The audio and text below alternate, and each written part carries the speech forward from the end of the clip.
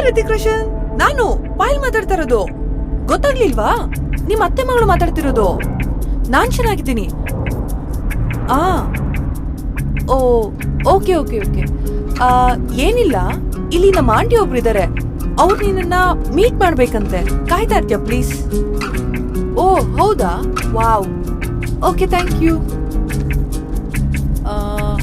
Appointment ಸಿಕ್ತು.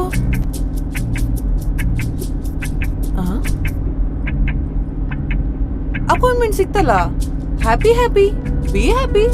Excuse me, ನಿಮ್ ಹೃತಿಕ್ ರೋಷನ್ ಯಾವಾಗ ಕನ್ನಡ ಮೀಡಿಯಂ ಅಲ್ಲಿ ಓದಿದ್ದ? ಮತ್ತೆ ನೀನ್ ಹೆಂಗೆ ಅವ್ನು ಸಿಕ್ಬಿಡ್ತೇನೆ ಅಂತ ಹೇಳ್ಬಿಟ್ಟು ಟ್ರಾವೆಲ್ ನೋಟಲ್ಲಿ ಬರ್ದಿಟ್ಟೆ? ಉರ್ಕೊಂಡ್ಲಾ ಅಂತ? ಪಾರು, ಫೋನಲ್ಲಿ ನನ್ ಡೈಲಾಗ್ ಚೆನ್ನಾಗಿ ಹೊಡಿತೀನಲ್ಲ. ಫಿಲಾಸಫಿನೂ ಚೆನ್ನಾಗಿ ಹೇಳ್ತೀಯ.